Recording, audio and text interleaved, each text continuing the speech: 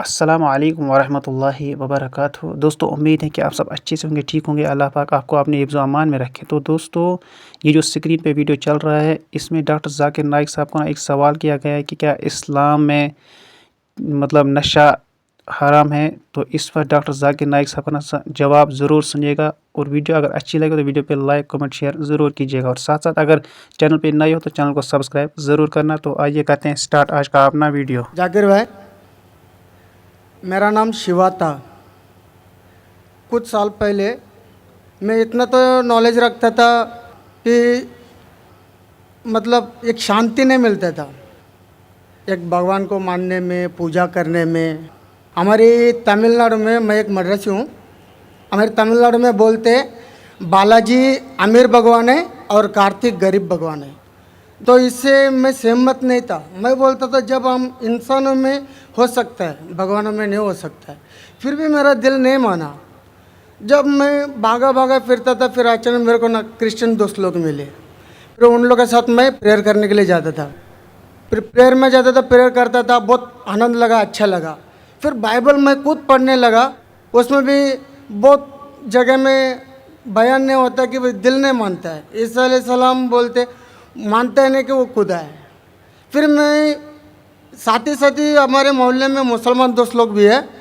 फिर उन लोग एक आयत पढ़ के मेरे को तर्जुमा बताया, कुल वल्लाहु अहद अल्लाहु समद लम यलिद वलम यूलद वलम यकुन लहू कुफुवन अहद। तो इसमें मैं बहुत सहमत हुआ, क्योंकि ना शरीर है, ना माँ बाप है, ना रूप है। बहुत अच्छा लगा मेरे को, ठंडा लगा। ये हुआ 2003 के पहले। फिर मैं 2004 में डायरेक्ट फ़ौरन कलमा पढ़ा के इस्लाम कबूल किया, मुसलमान हुआ। अब ये है, मैं मुसलमान होने के बाद मेरे को इतना नॉलेज नहीं था, जानकारी नहीं था। मेरा सवाल यही है, इतना नॉलेज नहीं था, फिर भी मैं ड्रिंक करता था। फिर बहुत लोग मुझे समझाए ये गलत है, आपने तू आया नहीं मज़हब में, ऐसा नहीं चलेगा। फिर मैंने आखिर अल्लाह करम से छोड़ भी दिया। मेरी सवाल ये है, कुरान में नशे की बयान आता है, मेरी दिल कहता है कि नशा तो सब नशा होता है। सिगरेट हो, गंजा हो, चिलीम हो, कुछ भी चीज़ हो, नशा तो नशा होता है। मेरे मोहल्ले में जो मुझे मना करते वही हाफिज मौलाना लोग दम मारते हैं। ये नशा है क्या नहीं है, सही है क्या गलत है? भाई साहब का सवाल है। अल्हम्दुलिल्लाह, हिंदू मज़हब में शांति नहीं थी, तो बाद में ईसाईयत कबूल की। पहले अच्छा लगा, बाइबल पढ़ी तो पता लगा काफ़ी गड़बड़ है, छोड़ दिया। फिर मुसलमान दोस्त ने कहा, एक सूरत पढ़ी, सूरह इखलास, और इतना खुश हुए कि इसने इस्लाम कबूल किया 3-4 साल पहले। अल्लाह इनको जज़ाए खैर दे। और कुछ बुरी आदत थी जो फिर भी करता था, दोस्तों ने कहा तो बुरी आदत छोड़ दिया अल्हम्दुलिल्लाह। अभी वो पूछना चाहता है एक सवाल कि कुरान मजीद में लिखा है कि नशा हराम है, तो नशे के साथ साथ पीना, चरस, गांजा ये भी हराम है क्या? कुरान मजीद में लिखा है सूरह माइदा में सूरह नंबर 5 आयत नंबर 90 में, या लज़ीन आमनू इन्नमल खम्रु वल मैसुरु वल अनज़ाबु वल अज़लामु रिज्सुम मिन शैतान फज्तनिबू लअल्लकुम तुफ्लिहून। कि कहो ईमान वालों से, इन्नमल खम्रु वल मैसुरु, कि मोस्ट सर्टनली कहो ईमान वाले से कि नशा, नशे वाली चीज़, खमर, आइडल वर्शिप, बुत परस्ती, फॉर्चून टेलिंग, ये सारी चीज़ें हराम हैं।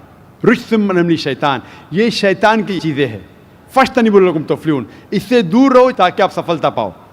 तो कुरान मजीद में लिखा है कि नशे वाली चीज़, इन्नमल खम्रु वल मैसुरु, गैम्बलिंग, जुआ खेलना, फॉर्चून टेलिंग, और अल्लाह के अलावा किसी और की इबादत करना, बुत परस्ती, ये चारों चीज़ हराम है।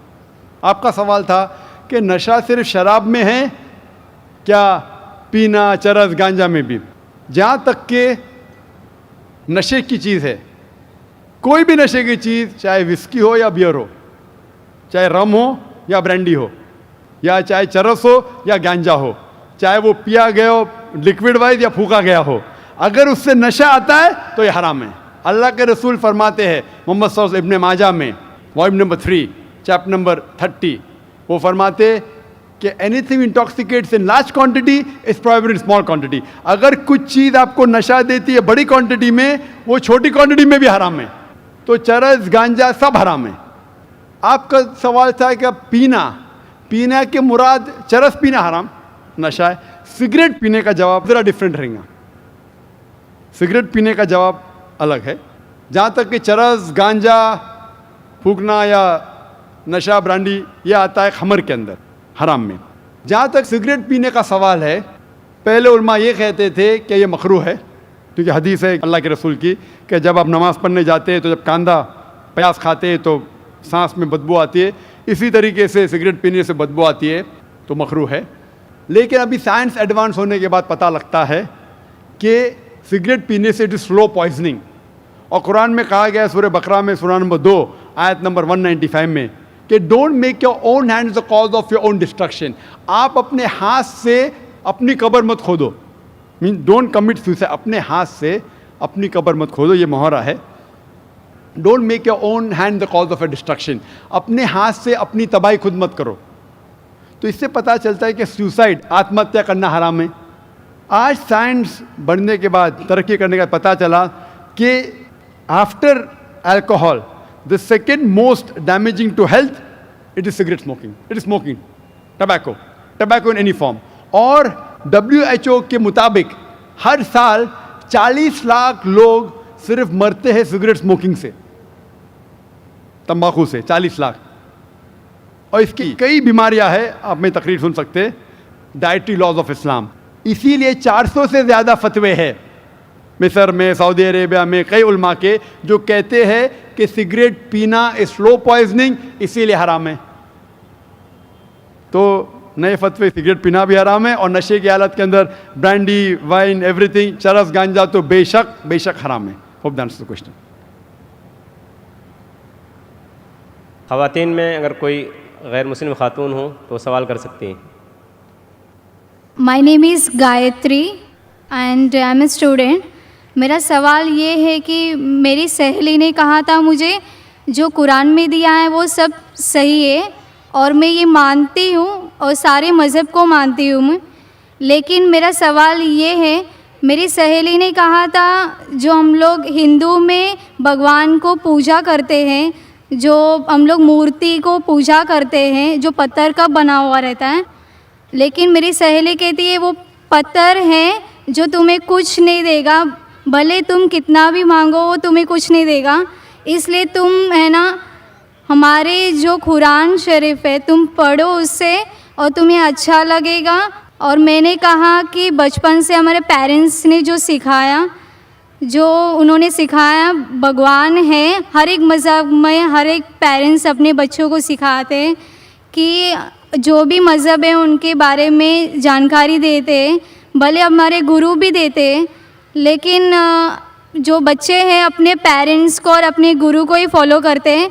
मैंने भी ऐसे ही किया, लेकिन मेरी सहेली कहती है कि वो गलत है, तुम अपनी पत्थर को कुछ भी मांगो वो कुछ नहीं देगा, हम अल्लाह को एक मांगेंगे तो वो हमें सब कुछ देते हैं। बहन का सवाल है कि वो हिंदू है, बुत परस्ती करती है, उसकी मुस्लिम सहेली ने कहा कि बुत परस्ती मत करो, गलत है, एक भगवान में मानो, एक खुदा में मानो। लेकिन ये बहन कह रही है कि मैं मेरी वालिदा की बात मानूँ, वालिदैन की बात मानूँ या गुरु की बात मानूँ, क्या सहेली की बात मानूँ? बहन, सबसे बड़ा गुरु है ईश्वर, सबसे बड़ा गुरु है अल्लाह। आप ना सहेली की बात मानो, ना वालिदैन की बात मानो, ईश्वर की बात मानो।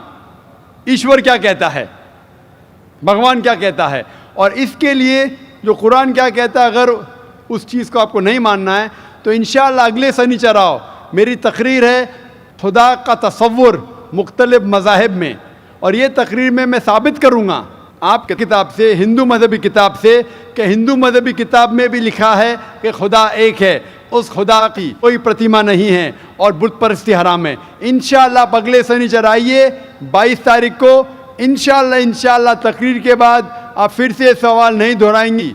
आपके किताब के हिसाब से आपको एक खुदा को मानना है, एक ईश्वर को मानना है और सिर्फ उसकी इबादत करना है, और बुत परस्ती हराम है।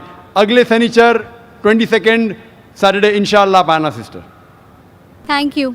महक नंबर 2 में अगर कोई गैर मुस्लिम भाई हो तो सवाल कर सकते हैं। अस्सलाम वालेकुम डॉक्टर जाकिर नगई, मेरा नाम अब्दुल्ला है।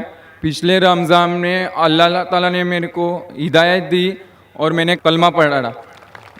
मेरा सवाल ये है कि इस्लाम में जो कोई आत्महत्या करेगा तो उसको अल्लाह ताला क़यामत के दिन क्या सज़ा देगा? भाई साहब ने पूछा कि जो इंसान आत्महत्या करता है क़यामत में क्या सज़ा। आत्महत्या करना हराम है, और जिस तरीके से वो आत्महत्या करेगा, सही हदीस में आता है, उसी तरीके से उसको सज़ा मिलते जाएंगी क़यामत के अंदर। तो इसलिए आत्महत्या करना हराम है। ये ज़िंदगी अल्लाह सुब्हानहू व तआला ने हमें दी है और हमें जीना चाहिए अल्लाह और अल्लाह के रसूल के अहकामात के हिसाब से। अगर नहीं करेंगे तो आप आखिरत में सफलता नहीं पाएंगे। व आखिर दावाना अल्हम्दुलिल्लाहि रब्बिल आलमीन।